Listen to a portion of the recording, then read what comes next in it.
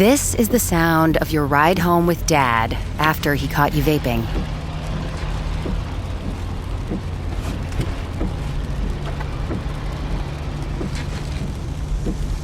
Awkward, isn't it? Most vapes contain seriously addictive levels of nicotine and disappointment.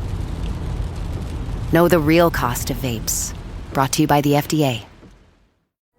Deciding which credit card or loan is right for you is like trying to choose where you want to eat for dinner. Except when you finally get to the restaurant, the menu's riddled with jargon that no average foodie could understand. So at Credit Karma, we keep things simple. We show you personalized recommendations that align with your money goals and help you turn the confusing fine print into terms you can actually understand. And as a cherry on top, we provide a detailed overview for a new card or loan before you apply. That way, we can help you make decisions faster and with more confidence. Download Intuit Credit Karma today to get started.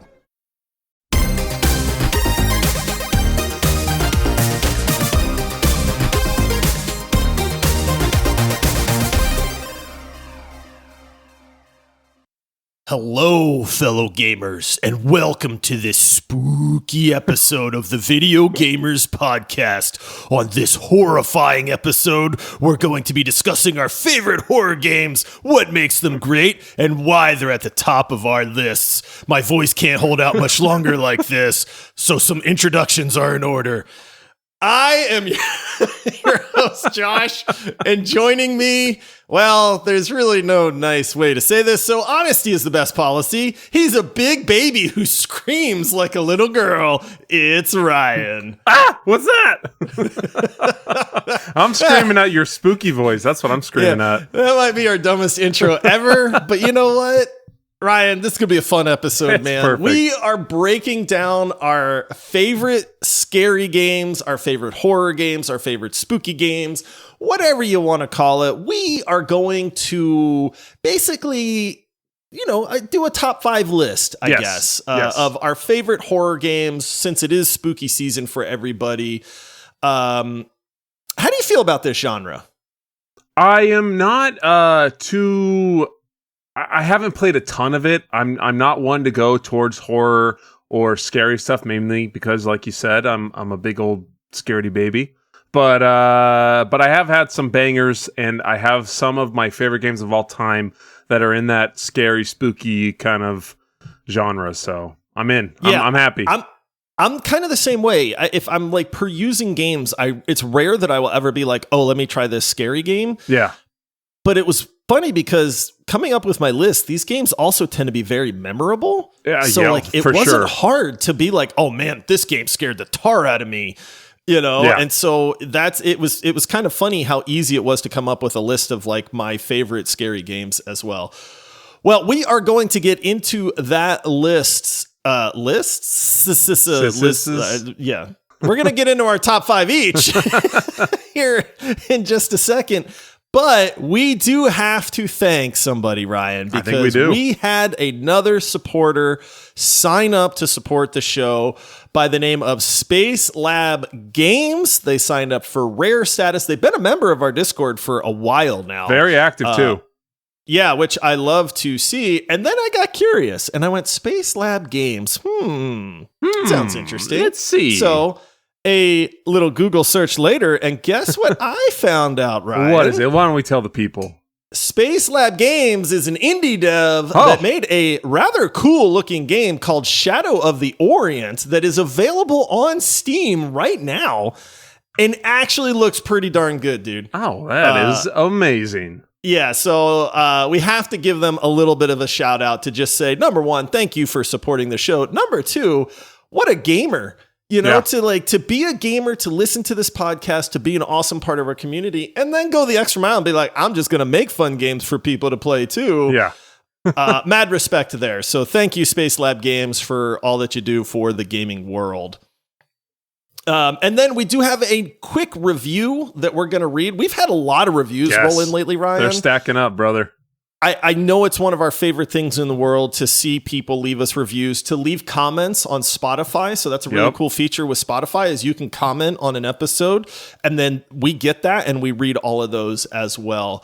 But if you write us a review, which you can do on Apple Podcasts, there's a good chance we'll read it on the show. Like this one that comes in from our good friend End Ninja from Great Britain.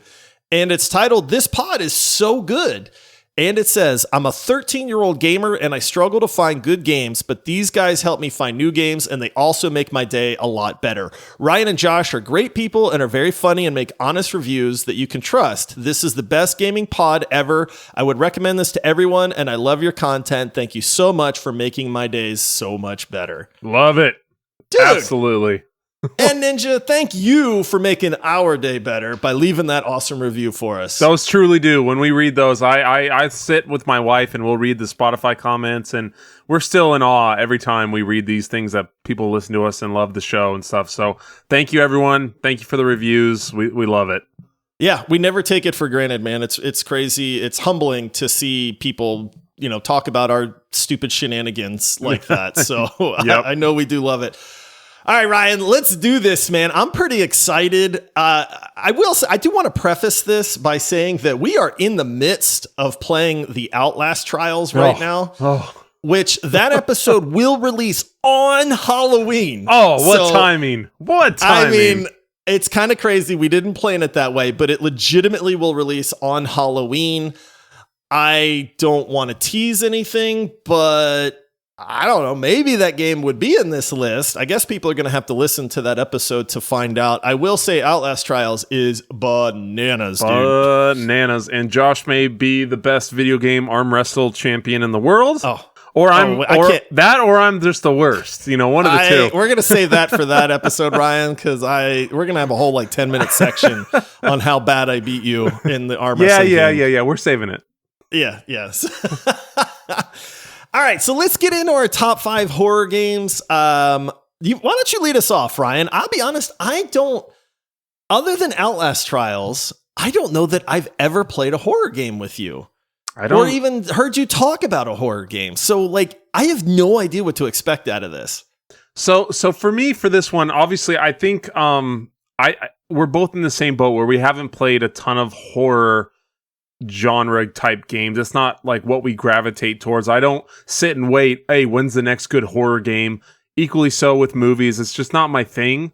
Not to say that I don't like it and I don't appreciate it, but it's just not what I search out. Having said that, we were talking about pre-recording, some of our most memorable gaming experiences was in horror games or scary, spooky games that just have those jump scares or those crazy times. So one of them for me is going to be one that we actually did play together. And it may not be considered horror, but it's definitely scary, definitely spooky.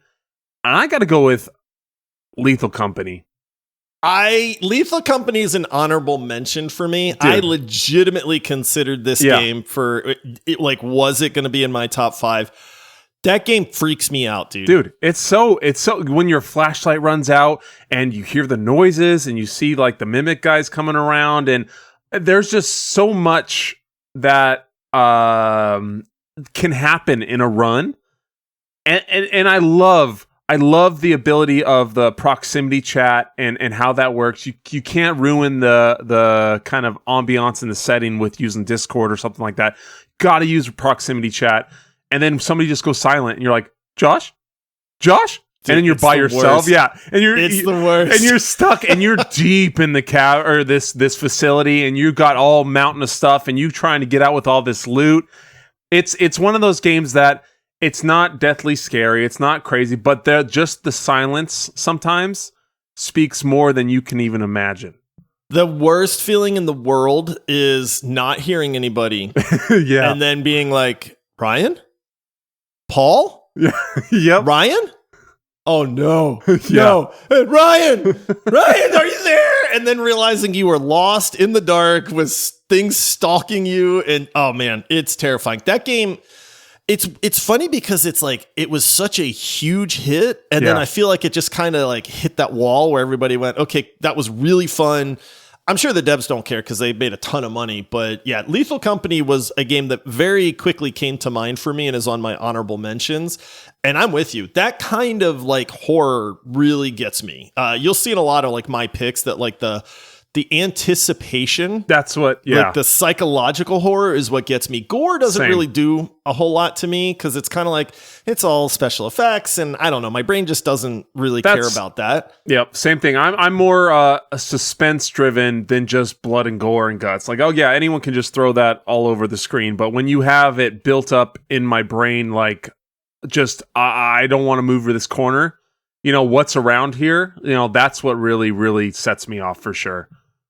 Yeah. All right. So I think I'm going to save my number one. I'm going to do the thing where we build up to, because I actually do have a very clear number one. This game, everybody should play it. It will terrify you. But, you know, talking about that psychological horror, another game that really messes me up, and very much in the same vein of Lethal Company, is a game called Phasmophobia. Okay. Now, you've heard us talk about this game. We actually did a deep dive on this one with Paul. And, you know, look, I love Paul to death, man. But Paul's about the worst person in the world to play a psychological horror game with because he just doesn't get scared by that at all. And so Paul was making it worse because he was freaking me out by angering the ghost. But this game, Phasmophobia, is a ghost hunting game that is very just like suspense driven. It's a co-op game. It's a blast to play with friends, but you have to kind of be in that vein of you're in a dark, scary house that you know is haunted. Yeah. You have to find this ghost and figure out what kind of ghost it is. That's really the kicker for Phasmophobia is there's this list of like 30 different ghosts and you're trying to figure out what the ghost is. And that's the objective of the game. You're not fighting the ghost. You're not hunting it. You just figure it out and then you get out and leave. And then I guess you call in the ghost hunters later or something like that. The issue with Phasmophobia is you're in a dark house.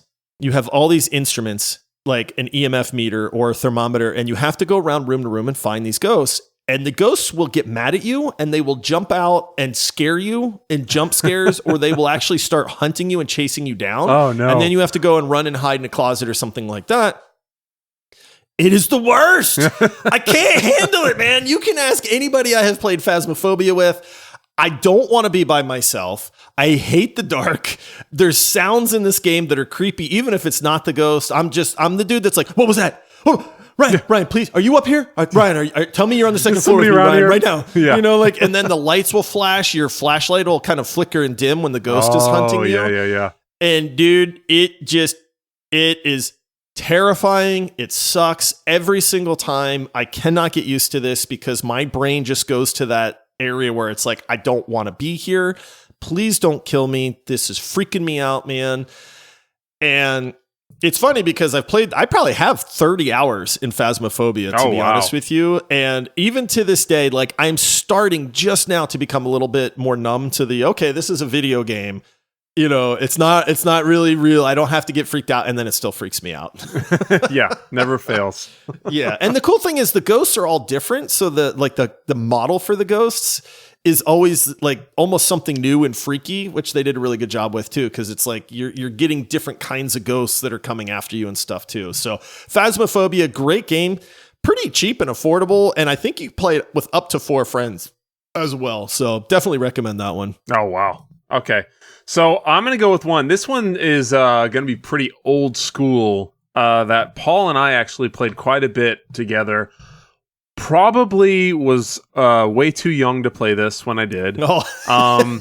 Definitely.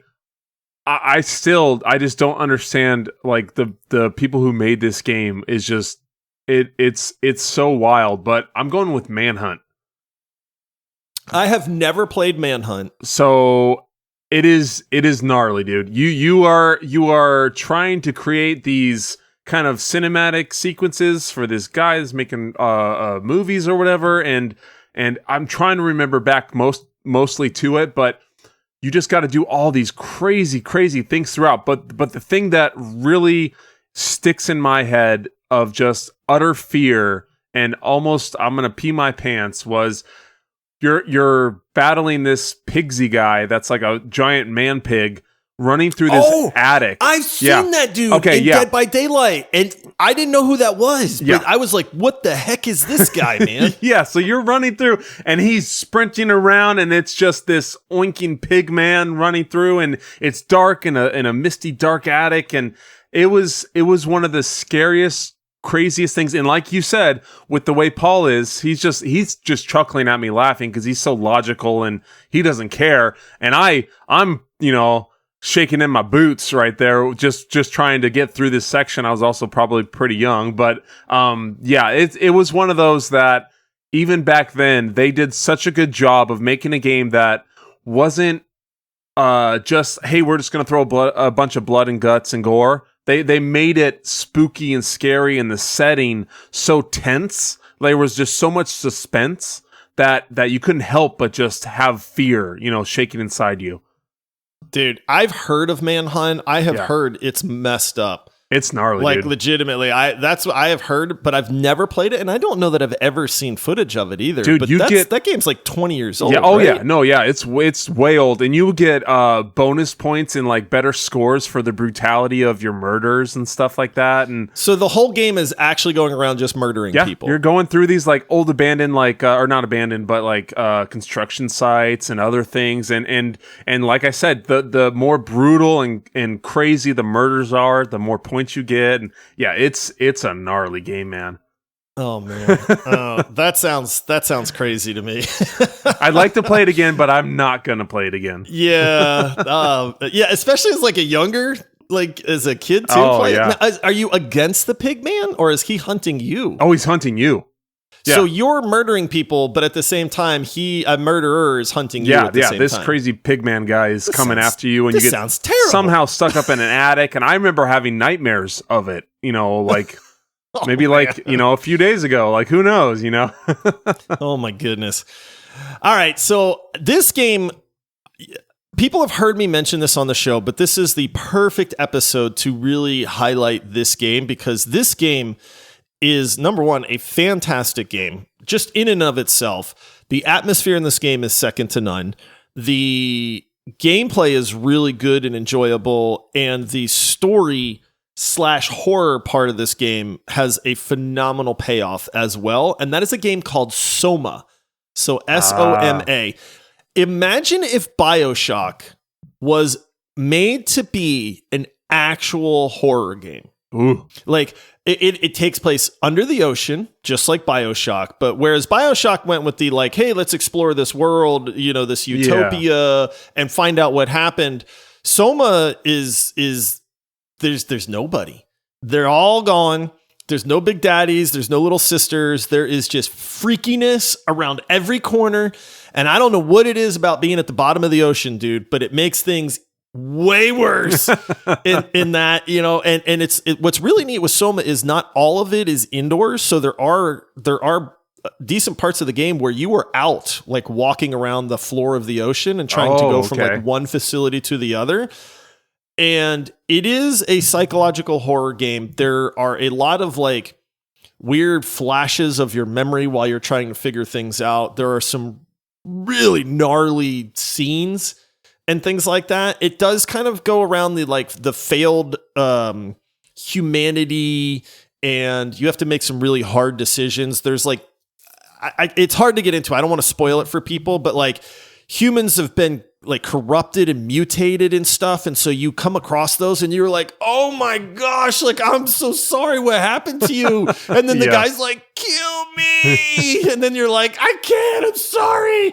Oh no. And it's just one of those where you just feel kind of gross the whole time you're playing it, but it is so enthralling. And the story in that game is so good that I legitimately, I'm going to say, if there's two games out of my list that I think people should play, regardless of all the other ones, Soma is one of those, and my number one is the other one. Those two games are the ones where it's like, dude, if you like this genre at all and you have not tried it, you need to play these. Soma holds up to this day as well. The graphics in it are really good. The psychological aspect is crazy. It has one of the coolest twist endings for a video game, if you like that kind of thing as well. And it's not super long. I want to say it's probably 15, maybe 20 hours. But dude, if you think being at the bottom of the ocean where it's dark and scary and there's all kinds of crazy mishaps going on with twisted up humans and you're trying to figure out what's going on and things chasing you and things flashing in your vision while you're playing the game and all that, dude, Soma is an absolute must in my opinion. There's something to be said for like just the depth of the ocean where you feel alone. Like you feel there's nothing around. You have 1,000,000 feet up to the top, and it's the same as like space. Like you're just in emptiness. You're in isolation. So there's nothing around you. So you can't, there's no help. Instant, no help, There's no instant help. recovery. There's nowhere to just kind of dip off into. You're there and you're stuck, and so you better be able to get out of it. So yeah, that seems like it'd be wild. Isolation is the best phrase for that. Yeah. Legitimately. Like you do feel isolated. You've got nothing. You've got nobody. You are on your own and you just better hope things don't go south, man. All right, Ryan, I can't wait to hear your next one, but we're going to take a quick break and then we will come back with your third. Yes. Right. All right. We'll be right back.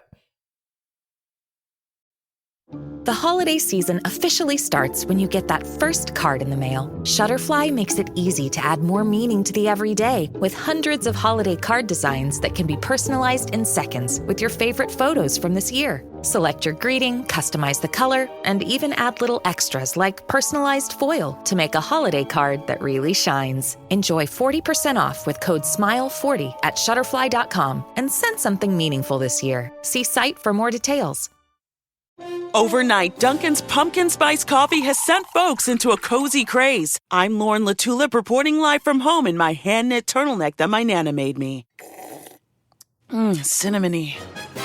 The home with Dunkin' is where you want to be. All right, Ryan. What is up next for you?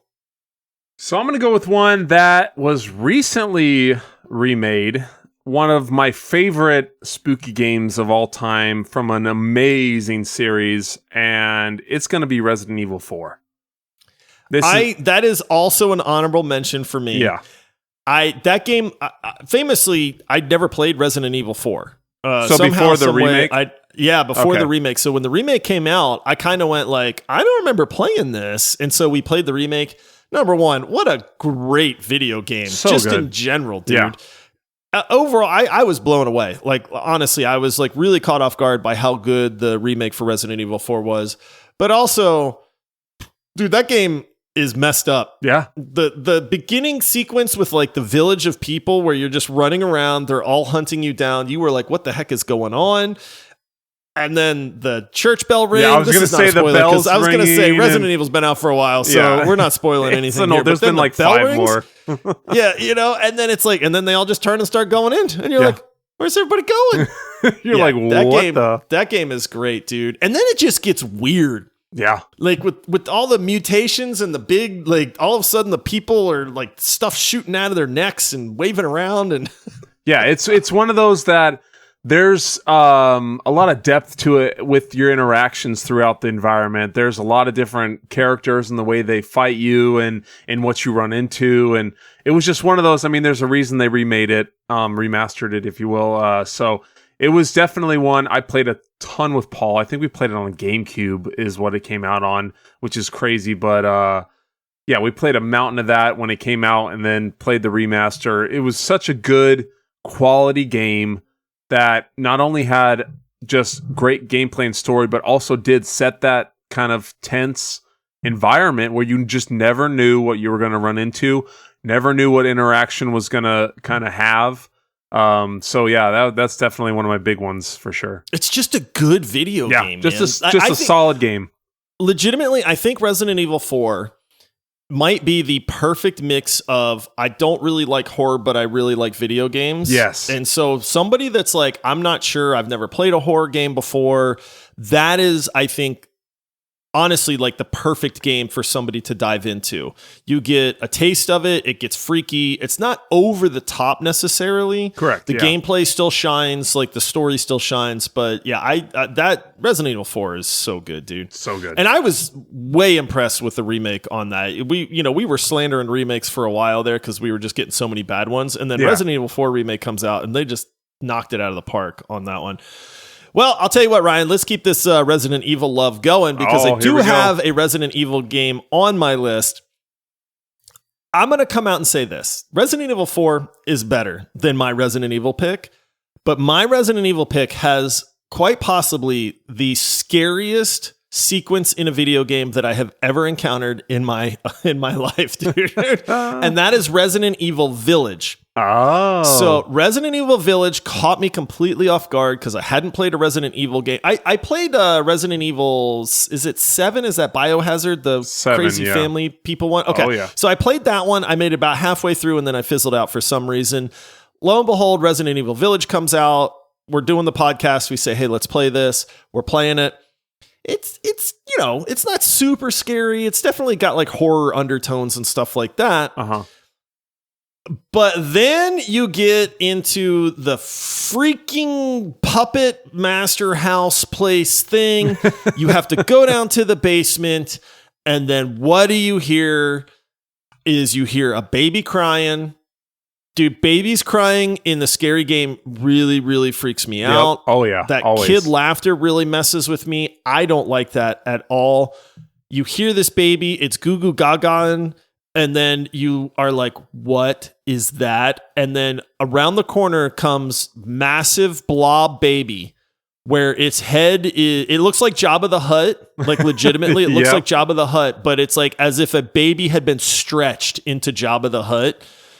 It is the most horrifying thing I've ever seen. This thing starts to chase you around, cuckooing and babbling like a baby the whole time. And I've never in my life been so scared as I was in that moment. So for that moment alone, I am putting Resident Evil Village in my top 5 games. Because, dude, if you haven't experienced that, you need to experience that firsthand. I cannot think of another moment in a game that compares to that one in that regard. The game itself is fantastic, and there's some other areas where it's like, it's definitely scary and spooky, but dude, that takes the cake for me. Getting chased by a giant monstrous baby that you can't escape. You're in a basement, so it's like there's only one way out, and the one way out is the elevator that you have to like fix before you can use it, and it's just the whole time you're getting chased. It's baby cooing at you. I don't like it. Yeah, no. Anytime they put kind of eerie, creepy baby noises or stuff in a game like that's spooky, it's even if it's not spooky, it's just it scares you. There's always something to it. There's something just kind of weird and off to it where you know it's not a good sequence. It's not going to turn out well. You're like, I need to get out of this area immediately. Yeah, and you can't. That was the biggest problem is you can't. So you just have to sit there and run from this sluggy baby thing that's chasing you down. I'm almost getting like shivers right now thinking about it because, dude, oh my goodness.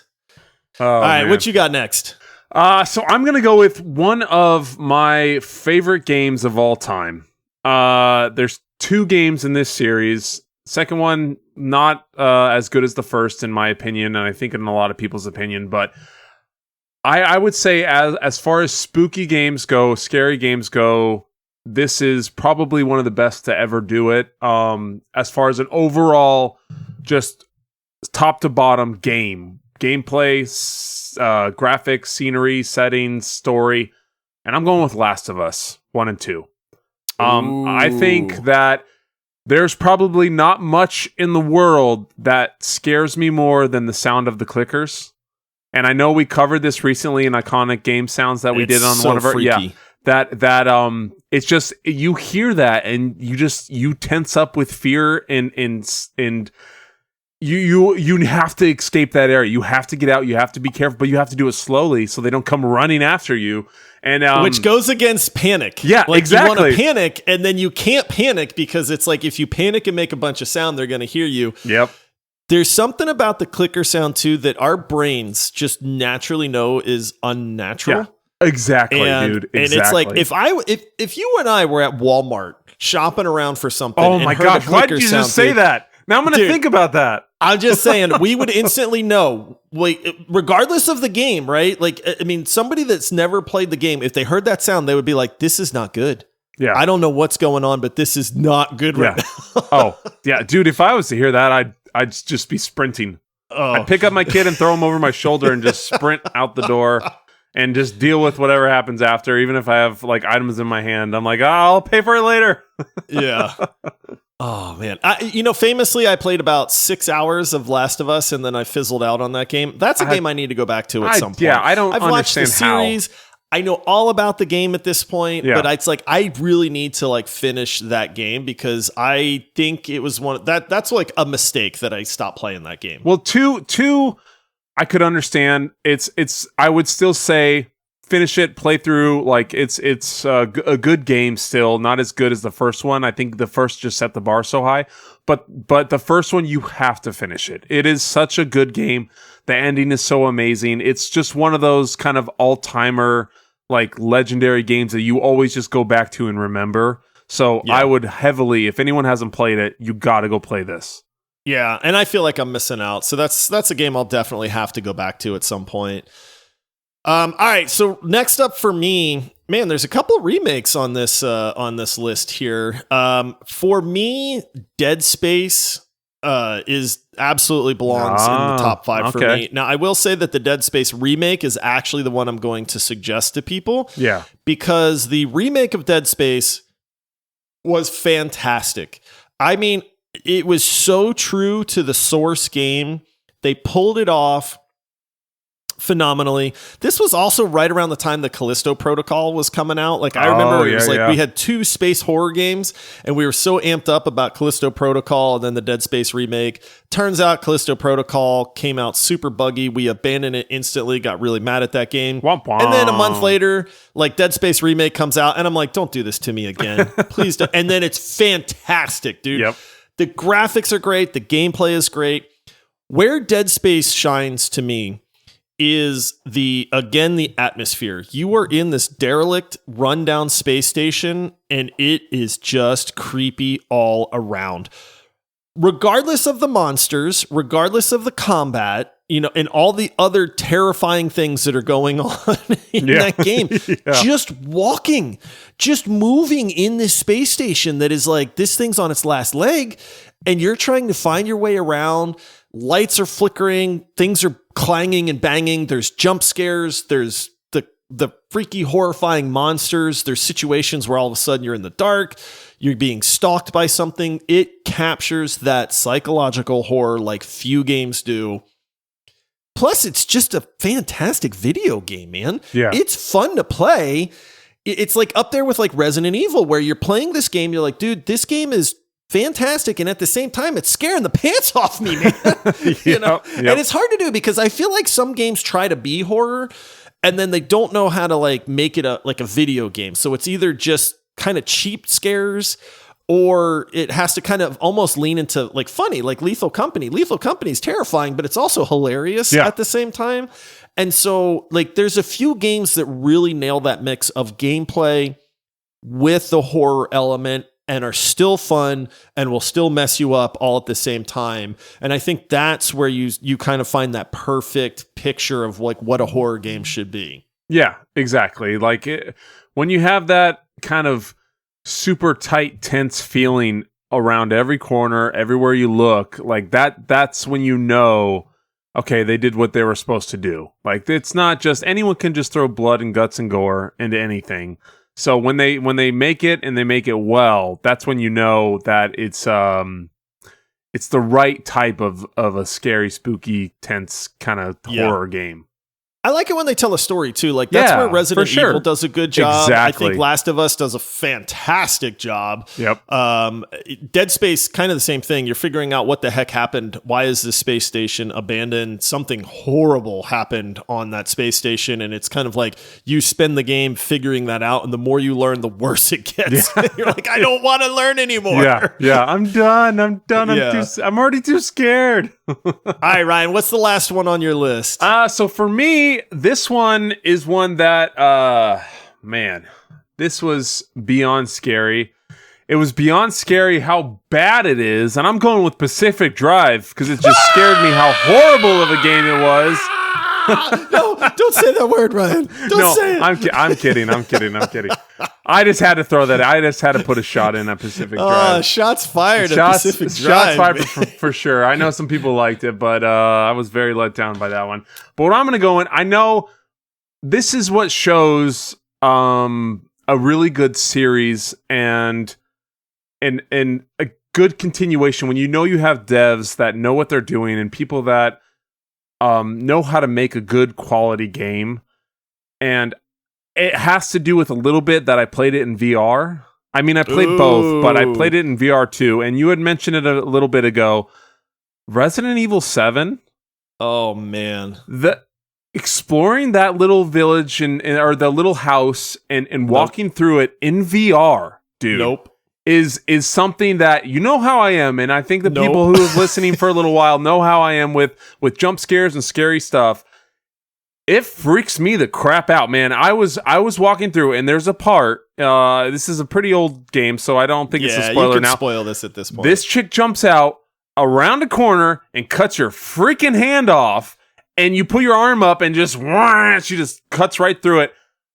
I don't know if I've ever been as scared as that one instant in my life. And with the VR doing it, and they didn't tell me, and my friends recorded me while I was playing because they knew that whole setup and that whole kind of scene. It was leading up to it like an hour and a half, and I'm immersed. It had been a while. It's not like I just hopped in. And it was something that I had never experienced before. That type of fear and anguish and pain, whatever you want to call it. You're just reaching down, feeling your hand. Like, it's still there. Get it up. Get it up. Take it off me. Fling the VR set against the wall and run away out the door. Yeah, it was one of those that they just did such a good job and in VR as well. I think, man, and there's so many games, obviously, that you and I haven't played that people are going to freak out about. We'll mention a bunch in our honorable mentions, but this is the one that I have played. This is the one that probably scared me the absolute most. And this scene was just so creepy. Going through that house, going through that environment. There was nothing like it. Family's crazy too, man. Absolutely nuts, dude. Yeah, it's funny because I can't imagine playing that in VR. I played it, normally, and it was so terrifying enough. I can't imagine VR. Yeah, that's man. It was funny though. There was a little bit of a cheat code. My buddy said to get the skill saw. He set me up with the skill saw in the game, and then he just said nod your head up and down. And so I was just walking around, just going up and down like this, and I'm doing it right now. But you can just kill everything. Like you get just stuck in like a little kind of basement area, and you just do the skill saw that way, and you can kill everything. So it took away a little bit of the immersion, but it was pretty funny to see me just nodding my head like that. Dude, VR horror games are a completely different. Yeah, animal, that's like man. it should be like a whole nother section, man. It was. Yeah, it really was should. Crazy. You talk about immersion. That's one of the only ones I've done because of how insane it was. I'm like, I ain't messing around with that anymore. No, that game's bad enough as it is. I can't imagine trying to do that in VR, dude. Yep. All right, my cream of the crop. Finish it off, brother. Bring us home, dude. No other game has scared me like this game has. I talk about it all the time. Anytime somebody says, "What's the scariest game you've ever played?" This is the easy answer for me. It fits the bill when I mention that psychological horror is what really gets to me. It's a little bit older. I think it holds up to this day. So if you were somebody that is like, I need to try this game, I want to see what the hype is about, and you can deal with slightly dated graphics, it's a game called Amnesia: The Dark Descent. Now, Amnesia: The Bunker released, I think, within like the last year and a half, which looked pretty freaky as well and definitely has updated graphics. But in Amnesia: The Dark Descent, you play a guy that is exploring this castle. It's an old, haunted, rundown castle or something like that. The premise of the game, don't hold me to this because it's been a little while, but what sets it up basically is you go into this castle and then you find out that there's this thing called the Shadow that is going to hunt and stalk you until it kills you. And you know, that's the premise. And so you're trying to like explore this castle. I don't know why you're there. I think you get locked in or something like that. But when you have something that is hunting you slowly and stalking you and you cannot get away. Oh yeah. And you can't see it that's the main thing. It's called the shadow because you don't get that payoff of like, oh, look, it's a giant scary creature thing.